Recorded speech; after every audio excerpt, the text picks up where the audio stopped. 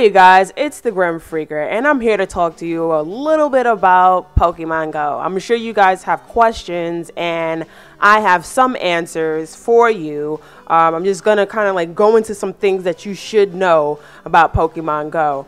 Speaking from a fan aspect, Pokemon has had its humble beginning on the original Game Boy. I'm talking about no color, 8-bit graphics. All Pokemon had to be like traded with a link cord, and you had two simple tasks. Pokemon was never as complicated as it is now with, like creating a friendship or anything, or, like feeding them and make sure you play with them. You only had two objectives: train your Pokemon to beat the Elite Four and catch them all. And through its legacy, Pokemon has had several sequels, usually released in pairs like Red and Blue, with and also it's pretty much like the opposing color schemes. And then there were some standalone games like Pokemon Yellow, and of course the spin-offs like Pokemon Pinball, Pokemon Stadium, Pokemon Mystery Dungeon, and even though they weren't as successful as its predecessors, nonetheless, they made an impression on each wannabe trainer's hearts. And just when we thought Pokemon couldn't get any better with the release of Omega Ruby and Alpha Sapphire, Game Freak and the Pokemon Company basically says, look, we got something that's about as close as we can get y'all to feel like a real Pokemon trainer, and we're calling it Pokemon Go. Throw us your money. And every Pokemon fan's head exploded. And they throw us this dramatic and attractive teaser trailer that shows geeks from all over the world walking around, following the app in hopes to find a Pokemon. And then everybody bands together in unity to fight a legendary Pokemon. And of course, everybody's just like, look, man, just tell us when the hell it's coming out, because my body is so fucking ready. I am so ready. So here are some things you need to know about Pokemon Go. First, Pokemon Go will be available in 2016. I know it seems like a long time, but we are literally in the last few months of 2015. That said, like every other great game, America will be the last to have Pokemon Go. Europe will have it early 2016. Japan will have it the 17th of November. And America will have it November the 20th. Pokemon Go will be available on both Android and iPhone.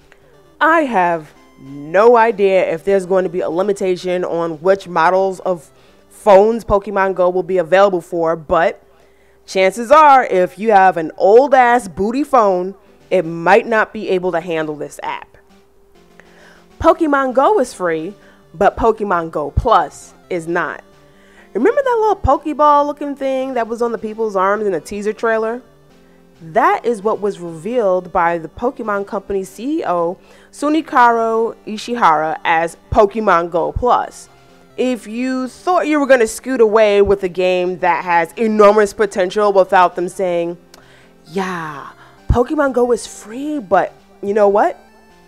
We have this really cute looking Pokemon accessory that totally isn't necessary, but would make your gaming experience a little better, but you gotta pay for it. You are naive. That said, shut up and take my money. Pokemon Go Plus is a device that's Bluetooth enabled and uses its info from your phone's GPS to pinpoint Pokemon and alert you by vibrating and flashing whenever a Pokemon is near, which is kind of useful because you won't have to walk around with your phone out waiting for a notification. You then, of course, take out your phone and follow your GPS to catch said Pokemon. No price point has been announced for the Pokemon Go Plus as of now, but if I had to take a guess, it would probably be somewhere around 20 to 30 bucks. If it turns out to be even less, I'm sure all of us would be ecstatic. Speaking of the GPS feature, let's talk about how that's actually going to work, because if we're out in the streets, I don't see a problem with walking around until a Pokemon jumps out at me. But what happens if you find a Pokemon on the highway? Or it's in a construction site? Or, I don't know, somebody's house? I live in an apartment building, so what if the Pokemon is in my neighbor's apartment? I doubt that would go well.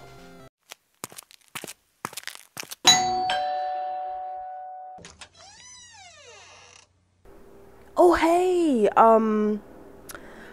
I know this is gonna sound weird, but I need to get into your apartment.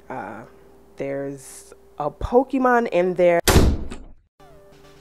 Are there going to be Pokemon that are only found in certain parts of the world? Because at first I was like, that could be really shitty. But at the same time, and this is going to sound really, really dorky, but I could brag about how I finally got that Pokemon in from Africa or New Zealand. Which segues into my next question.